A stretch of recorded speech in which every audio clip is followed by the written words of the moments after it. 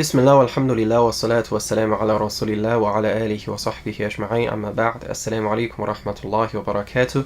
Dear brothers and sisters, this is your brother Isa Ma. One of my subscribers sent me a video of Sheikh Ahmed Didat in which he talked about the Chinese people and he asked me if I could do a reaction video on it, and I saw the video is quite interesting, so this is a reaction video to this speech by Sheikh Ahmed Didat. A little bit of background. I don't think any introduction is needed for Sheikh Ahmed Didat, right? What a legend. One of the perhaps most impactful Muslims in the modern time. A blessing to the Ummah, really. May Allah have mercy on him. And he has a wide range of knowledge, despite him being most famously known as a very specialized da'i in terms of debates with Christians. But he actually has a lot of cultural awareness. He's very culturally cultivated. So in this video, a person from Sudan asked him a question about how to deal with the relationship with non-Muslims in a society where non-Muslims are majority. And he actually mentioned about, I think, a particular political entity in Sudan. So the question is generally about how do we deal with the relationship with non-Muslims, especially if they are majority. So this is the answer by Sheikh Ahmed Didat. Let's take a look. Brother, I am a man of religion. I am a da'i, a propagator of Islam. I am not a politician. But that doesn't mean that I can't make suggestions to you all. About the rights and wrongs of this party and that party, I don't understand. I have to go and study in depth the different parties, what they're doing, what not, what is legitimate, what is not legitimate. That is not my role. But what I think he already made a very important point that we should really take heed of, which is oftentimes political entities, be it a person or a party or an organization, is very complex. It's made up of many different interests and agendas and different kinds of activities. Some are public, some are hidden. So we shouldn't make blanket indictment or judgment about any political entity without knowledge. What you see and what you hear about a political entity is oftentimes only a part of the truth, and oftentimes a small part of the truth, maybe less than 10%. 90% of the reality of a political entity is beyond your scope of knowledge. So Sheikh Ahmed Didat said, I cannot pass judgment if it's good or bad, if it's legitimate or not legitimate, without knowledge. But unfortunately, this is the culture of our time, the cancel culture. Everyone is trying to be a keyboard warrior, right, on the moral high horse and judge this person and that organization and this party and that country. Oh, he is wrong, he is unjust, he is bad, this is evil.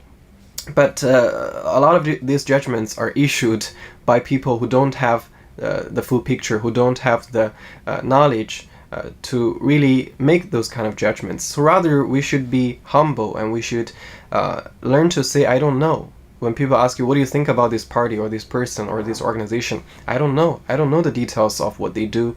I have a very small amount of information about this entity. So the wise thing for a Muslim to do is to not make any judgment without proper knowledge, because if you say something about a person, about an organization, and if it turns out what you say is not true, then you have committed dhulm, you have wronged that entity by either slander or gossip or at least backbiting, and you will definitely pay for that dhulm on the day of judgment. Your good deed will be taken away by the person you wronged, and if you don't have any good deed anymore, they will put their bad deed on you, and this is a very tragic scenario. So let's learn from Sheikh Ahmed Didat and not so casually and easily make judgments about other people and organizations and parties and countries and governments, etc. Learn to be humble, learn to be cautious, right? Practice wara'ah, which is a very important concept in Islam. Caution. Don't say things that you don't know. Don't say things that you're not sure about, especially when it involves the reputation and honor of another person and perhaps many other persons. So let's continue. I can suggest, as I suggested to your people, I take it you are a Sudanese. From your turban, I make it out. So I did suggest to the people there, I said, look, we are at war. We are at war with the South. And inshallah, I hope and pray, because you are my brothers, that may Allah give you success. That's a natural feeling I have. But I said, you can win the war, but you not lose the peace. Peace you will not lose. So I said, to win the peace, you have to win the hearts of people. Change them, make them your own. When our Nabi Kareem sallallahu alaihi wasallam, he set his sacred feet in Medina, the Aus and the Hajraj, the two tribes in Medina, two families or tribes, they were on the verge of exterminating one another. Exterminating one another. Our Nabi Kareem sallallahu alaihi wasallam, he set his sacred feet in Medina, and he gave them hablillah. Allah says, وَأَتَصِمُوا بِحَبْلِ اللَّهِ جَمِيعًا وَلَا تَفَرَّقُوا إِذْ كُنْتُمْ أَعْدَاءً فَأَلَّفَ بَيْنَ قُلُوبِكُمْ فَأَصْبَحْتُمْ بِنِعْمَتِهِ إِخْوَانًا. This is, and remember, وَكُنْتُمْ عَلَى شَفَا حُفْرَةٍ مِّنَ النَّارِ, and you were on the brink of the pit of fire. فَأَنْقَذَكُمْ مِنْهَا, and Allah saved you from it. That's right. We are also on the brink of the pit of fire. We want to exterminate one another. So now, I said, now we have to learn to talk to the person. We have to learn to talk. Have you learned a word you can utter in his language? A word. Can you say salams to him in his language? Peace. Can you? And I found my Muslim brothers, not only in Sudan, all over the world, saying sickness. We are an arrogant people. I have to tell you that. We will not learn the language of the native. You don't want to learn his language. You haven't done it, and you want to. The white man comes from 10,000 miles away, and he masters the native language, and he writes a book in his language, and he gives it to him. They have the Bible in 40 different Sudanese languages, Southern Sudan. 40 different languages. And 4, I said, for the Dinkas alone. 4 different dialects of the Dinkas. I didn't know this. I'm reading a book, Sudan, the Christian Design, by some Hassan Makki. So here he talked about the importance of knowing the local language if you want to propagate Islam. And I think for anyone who's involved in any extent of da'wah should be familiar with this concept. In Hong Kong, there are quite a number of active du'at. May Allah bless their work and help them. Most of them are Pakistani brothers ethnically, and some of them don't speak the local language, which is Cantonese, and they've felt the struggle, they felt the difficulty because of this language barrier. I think it's Nelson Mandela who said, if you speak a language that a person understands, then you are speaking to his mind. It's only an intellectual conversation. But if you speak to a person with his mother tongue, you are speaking to his heart. It becomes an emotional, a spiritual conversation. So although a lot of Hong Kong people understand English, but when you explain to them in English, it's less impactful than to speak to them in the local language, Cantonese, for example. So Sheikh Ahmadidat, he emphasized the importance of learning the local culture. If you truly want to introduce them to Islam, if you truly want to attract them to the beauty and sweetness of Iman, then you need to put yourself down and be humble. And he called that kind of cultural arrogance a sickness. Why should we learn about the language of the kuffar, right? Why should we learn the language of the people who don't even believe in Islam? We learn their language? No, we have our language. We have the Quran, we have the Sunnah. We don't need any cultural element from their culture. But this is a rather selfish understanding. And he gave the example, the comparison between the Christian missionaries, how they do their da'wah. And subhanAllah, if you know anything about the evangelical work of the Christians, you know how diligent they are, how hardworking they are. He said, there are 40 different Sudanese languages that have been used in propagating Christianity by Christians. Have we put in that kind of effort? Are we trying that hard to let the message of Islam, which is the true message, to reach people? Or are we becoming actually barriers between people and the beauty of Islam because of our arrogance or because of our laziness? So yeah, we should really become humble and understand that we are in a position of service. When we do da'wah, we are serving people. We are not higher than them, we're not better than them. We should really have that service mentality. Of Khartoum. I'm asking there in the Sudan, anybody has got the book? I go to the Islamic bookshop, the book is not available. Anybody, nobody. You haven't read the book. The Buddhists, they are respectable people, respectful people. They respect human beings. The Buddhists, amazing. Now I'm asking, I said, look, these people are there with you. Have you learned to say good morning to him in his language? The Chinese, you want to say good morning to him in his language? The pig eaters, the wine bibbers. You giggle. It's a giggling thing. In Singapore, I said, the guys are ruling you now. It was a part of Malaysia. I don't know whether you know. Singapore was Malaysia. When the British left, they left that system of democracy, counting of heads, and they counted the heads. There were more Chinese heads than Malay heads. So the Chinese came into power. There are now over 2 million, and you are 500,000, the Malays. And till doomsday, you can never catch up. For every 10 Chinese that are born, only 2 Malays are born. So you don't even work hard enough in that field. Damn it all. I said, you have no chance, no hope. Have you learned to say good morning to him in his language? No, it's a joke. I said, look, the guy's going to rule you for eternity, man, till Yawm al-Qiyamah. At least learn to say good morning, learn to live with him. No. It's a shame for him to learn his language. I says, learn to say salams to him in his language. Do you know how to say salams to him in his language? You know what he says? Allah says, وَإِذَا حُيِّيتُمْ بِتَحِيَّةٍ فَحَيُّوا بِأَحْسَنُ مِنْهَا أَوْ رُدُّوهَا. If somebody offers you a courteous greeting, offer him something better, or at least something equal. He doesn't say Muslim or non-Muslim. Anybody who offers you a courteous greeting, you offer him something better, or at least something equal, Allah says. The man says, Salaam alaikum, you ought to say, Wa alaikum assalam wa rahmatullahi wa barakatuh. But I'm too busy. I haven't got the time, you haven't got the time. At least you can say Wa alaikum salam. You say Salaam alaikum, say Wa alaikum salam. At least you can say that, Allah says. But see if you can do better.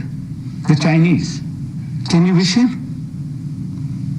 Nobody. Nobody. I can't find one Muslim in Malaysia. So 30% of your people are Chinese.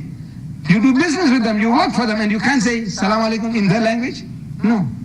So I went to university. I want to find out, what do they say, the Chinese? So here, Sheikh Ahmed talked about a phenomenon that he observed at his time, which unfortunately still exists until now, several decades later. I've heard also from people from Malaysia that there seems to be a invisible ethnic division in the country, right? Although there's a large Chinese population, there's a large Malay population, but culturally speaking, they are very divided. Socially speaking, they're integrated, they work together, they do business with each other. But culturally speaking, for example, Islam, in the mind of the Chinese people in Malaysia, is a Malay thing. It's almost, associated with the Malay race. It's a racial thing. And that shows really the Malay people, and although they've been trying, I know there are a lot of du'at who are trying to reach the Chinese people, but not enough has been done to communicate with the Chinese people that this religion is not a racial thing, it's not an ethnic thing, it's not a Malay thing. Not enough has been done regarding this communication, the breaking of this cultural barrier. And one of the reasons is the language barrier. So Sheikh Ahmed mentioned. I've also heard that in Malaysia there, although are a lot of people who do da'wah, but very few who can speak Chinese, introduce the religion of Islam in Chinese. And obviously, when Chinese people hear the Malays talk about Islam in Malay all the time, then they will feel that it has nothing to do with me. It has nothing to do with my people, my race. It's a Malay thing. So, again, he emphasized the importance of learning the language of the people. How do they wish one another? The Malays don't know. I don't know whether the Sudanese Muslims know how to say salams to the Dinka. How do you say? We say in the Zulu Saga Bona. If there are more than we say San Bona. We say the white man we meet, the African is a Khoimora. We learn the guy's language, man. A salutation, it opens the guy's heart. He softens up towards you, if you can wish him in his language. You know what the Chinese say? The Cantonese Chinese. One of the Sahabas of our Nabi Karim Sallallahu Alaihi Wasallam, he went to China and he is buried there in Canton. Sahaba!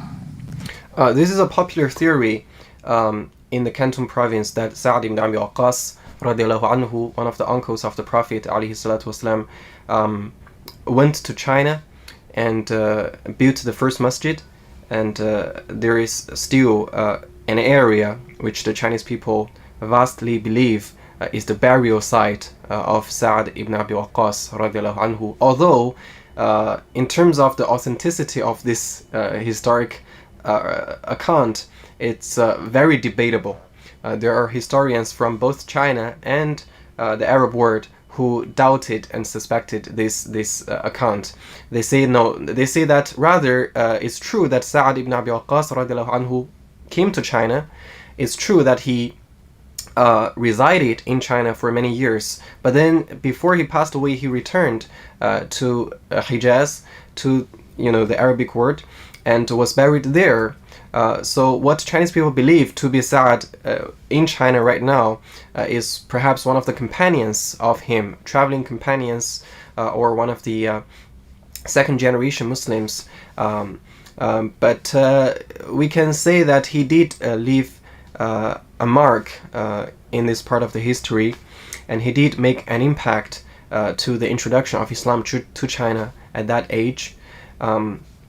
But when it comes to the authenticity of this historic account, I would suggest that you don't take it for granted. You don't think it's true just by hearing it over and over again. You should really go to the sources and examine the trustworthiness of such historic accounts, and don't take them as facts too casually and too easily. Buried in Canton. Islam reached China 500 years before it reached India. India is nearer, but Islam reached China 500 years before it reached India. You have to explain why. Why? I'm telling the Malays, you don't have to go to China. China has come to you. You don't talk to him, man. You know what the Chinese say?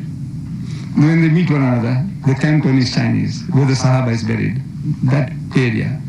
They say, Sikcho fan mie? Sikcho fan mie? You know, have you eaten? Have you eaten? That's a salutation. Have you eaten? No, they know what hunger is. We Muslims ought to know we fast for one whole month. But we don't realize what hunger is. We don't, it's just a routine, ritual we go through. The Chinese knows what hunger is. So every time he meets a person, he says, have you eaten? If you haven't, whatever is the come, sit down, eat. I want to review with some clever guys here, see if you can better that. That's the humility, the compassion that he has for human beings. But he's a Chinese, chinky, he's going to go to hell, he's a pig eater and a wine bibber. Learn to humble yourself, win people's hearts.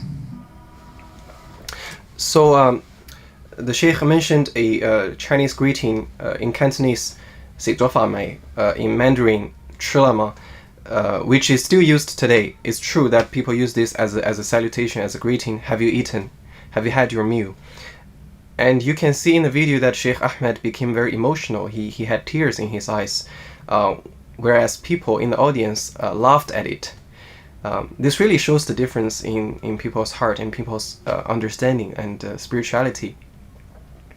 Because to Sheikh Ahmed, he really practices لِتَعَارَفُوا. Allah subhanahu wa ta'ala said, I created you in different peoples and tribes so that you can know each other, so that you can learn from each other. And Sheikh Ahmed, he realized the humility in this expression. Have you eaten is a empathetic and compassionate inquiry, because if you have not eaten, I'm ready to offer you. And he said Chinese people understand hunger. It's also very true, because it's a large population. Historically, that's one of the biggest threats to the people: hunger, famine, lack of food. So in this expression, in this salutation, Sheikh Ahmed extracted that spirit of generosity, that spirit of care, and he can learn from it. But the people in the audience, or most of them, found it amusing, just because it's culturally different, just because it sounds funny. Have you eaten as a salutation? So this really shows the difference of the receiver of message. And that's why, there are people who are moved to tears by a khutbah, and there are other people who are falling asleep. Same idea. But here he concluded by a very powerful remark. Learn about the culture, understand how they think. Otherwise, how can you tell them about Islam? Because you can see Islam as something valuable because you have already internalized it as a part of your system, as a part of your way of understanding the world. But people from a different culture, from a different part of the world, have their own way, their worldview, their mentality. And you have to introduce Islam to them in a way that they can understand, that they can incorporate into their system, that they can appreciate. You have to make them feel that Islam is not going to take away what you hold valuable. Rather, it's going to promote and increase and improve what you hold valuable.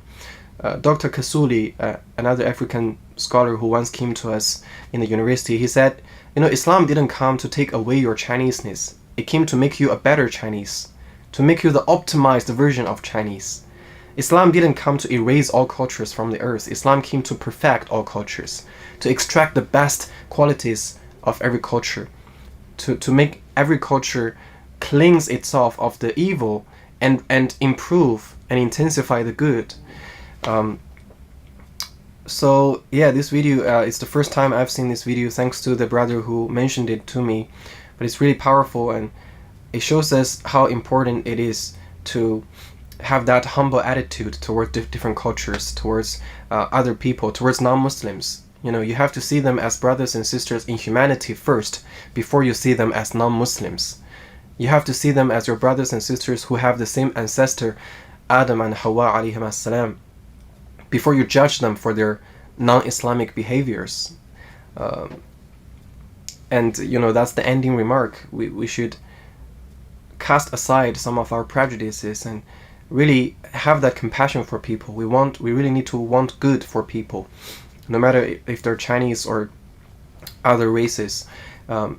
We need to make that effort, humble ourselves, learn their language, learn their culture, understand how they think, and try to guide them to the straight path with a service mentality, with a service attitude. And this is something that Sheikh Ahmed Deedat was disappointed at his time, because the Muslims overall don't really have this mentality, and unfortunately I would say that still today it's still lacking. So let's work on that. Let's try to be people who are humble and who have the eyes of goodness, who can appreciate the beauty of other cultures, and who really care about people from other cultures, instead of just feeling blindly proud of our Muslim identity. We should think about the good in a different culture and a different people, and how we can use that good as a pathway to link people to Islam. So hopefully this video benefited you. Thank you for watching. May Allah reward Sheikh Ahmed Deedat for his wonderful work. May Allah subhanahu wa ta'ala give us the understanding of the spirit, true spirit of da'wah. May Allah subhanahu wa ta'ala assist us in our endeavors and make our actions pleasing to Him. May Allah subhanahu wa ta'ala save us in the hereafter and grant us Jannah. Allahumma ameen. Jazakumullahu khairan. Assalamu alaikum wa rahmatullahi wa barakatuh.